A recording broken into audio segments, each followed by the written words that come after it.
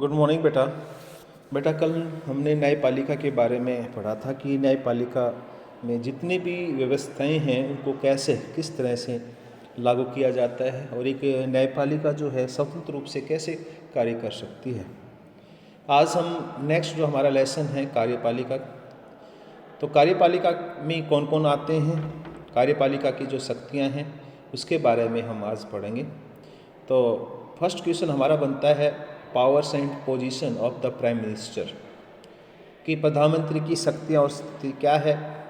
तो इसमें देखिए भारत के राज्य प्रबंध में प्रधानमंत्री को बड़ा महत्वपूर्ण स्थान प्राप्त होता है। चाहे संविधान द्वारा राष्ट्रपति की मुख्य कार्यपालिका नियुक्त किया गया हो, किंतु व्यवहारिक रूप से मुख्य कार्यपालिका के सब कार्य जो है मोस्टली प्रधानमंत्री को ही करने पड़ते हैं। अब प्रधानमंत्री की जो अपॉइंटमेंट है मीन्स नियुक्ति है वो कैसे की जाती है।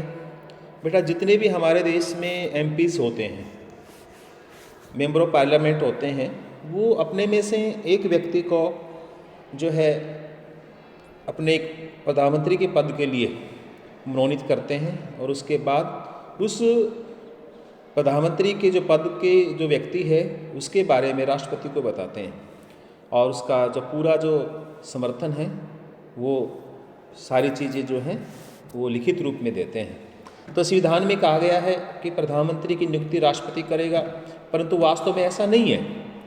देश में संसदीय प्रणाली होने के कारण राष्ट्रपति अपनी इच्छा अनुसार किसी भी व्यक्ति को प्रधानमंत्री नियुक्त नहीं कर सकता। वह केवल उसी व्यक्ति को प्रधानमंत्री नियुक्त कर सकता है जो लोकसभा में बहुमत वाली पार्टी का नेता चुना गया हो, अर्थात जिसके पास मेजॉरिटी है, जिसके पास एमपीज़ हैं। जैसे हमारे देश में 272 एमपीज़ की आवश्यकता है किसी भी प्रधानमंत्री बनने के लिए किसी भी पार्टी, तो उसको हमने हमारे जो जितनी भी पार्टीज़ हैं उनको बताना होगा कि हमारे पास स्पष्ट बहुमत है। अप्रैल मई 2014 में हुए 16वीं लोकसभा के चुनाव में भारतीय जनता पार्टी के नेतृत्व में एनडीए राष्ट्रीय जनतांत्रिक गठबंधन को सबसे अधिक 334 सीटें जो मिली थी। परिणाम स्वरूप राष्ट्रपति श्री प्रणब मुखर्जी उस समय थे।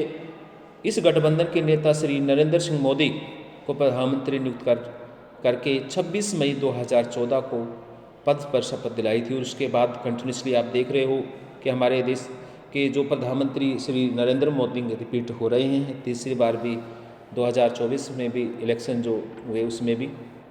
अब है उसकी अवधि, टर्म की अवधि कितनी होती है। आपको सभी को पता है कि प्रधानमंत्री जो है अपने पद पर तब तक रह सकता है जब तक उसके पास मेजॉरिटी है। अगर मेजॉरिटी नहीं है तो उसके खिलाफ पार्लियामेंट में अविश्वास प्रस्ताव पास कर दिया जाता है।